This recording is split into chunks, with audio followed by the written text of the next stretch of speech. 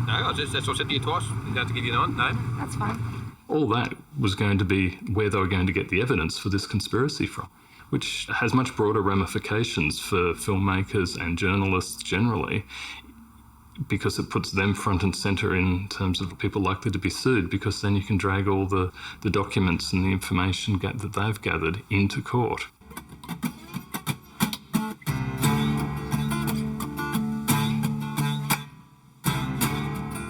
I had no idea that the footage that I had been gathering was actually going to be used as evidence. I was mortified that the things I'd been doing to try and help the community were now going to harm them. And my very right to film and to continue my work as a filmmaker was under question. I remember you calling me and asking me to stop filming any independently organised protests. So why did you do that then?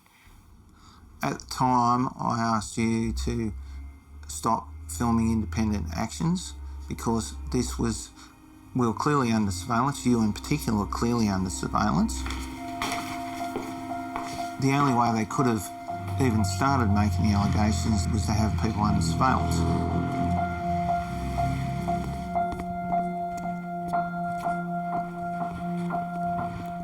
I didn't know if I was just being paranoid, but sometimes I could see strange men following me and taking photos of me, especially if I was with other defendants in public places. And I was scared. This was where I was living at the time, alone. And then one day I found this camp directly across from my house where it was obvious that somebody had been spending a lot of time watching me. And I didn't feel safe to live in my own home anymore. I filmed the only thing I was allowed to. Me. I just feel so disempowered now. And I don't really know why. I just think that having somebody tell you that you're so wrong. And then sometimes I just want to die.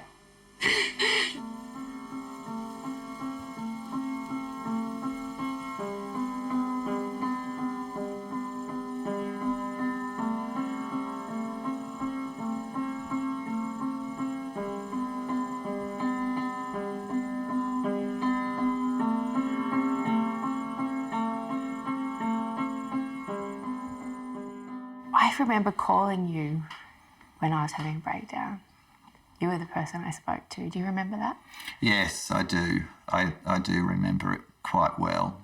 And what you experienced, and you were the first to experience it, that level of fearfulness, within 2 years was being widely experienced throughout the organisation and throughout all of the litigants as well. 7 months after we received the writ from Guns, the judge threw it out of court, saying the claims were vague and didn't make a clear case for a conspiracy. I've been fighting a fair bit of depression about this case, and I don't really want to put all my eggs in this basket and think, oh yeah, this is the end, because I just can see this continuing on. Guns is probably already working on another writ.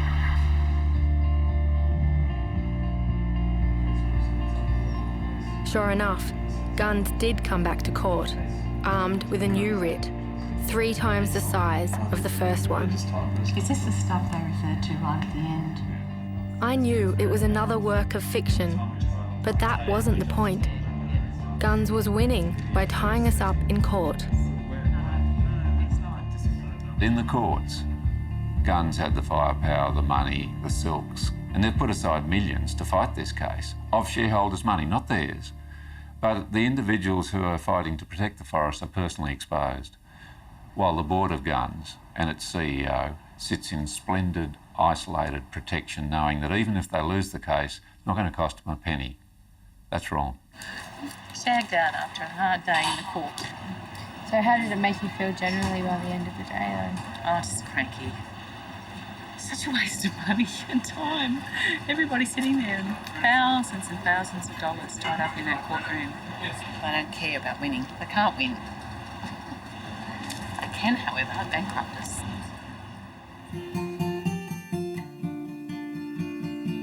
I was angry and frustrated and powerless to fight back.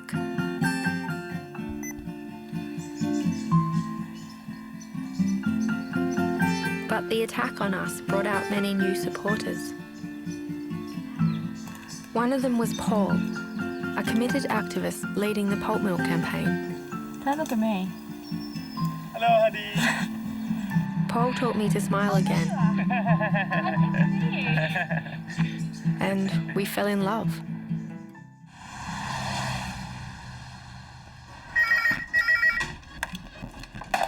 Hello, Heidi speaking. Version 3 of the statement of claim has been chucked out. The judge just went for the fact that they were basically claiming too much against too many people.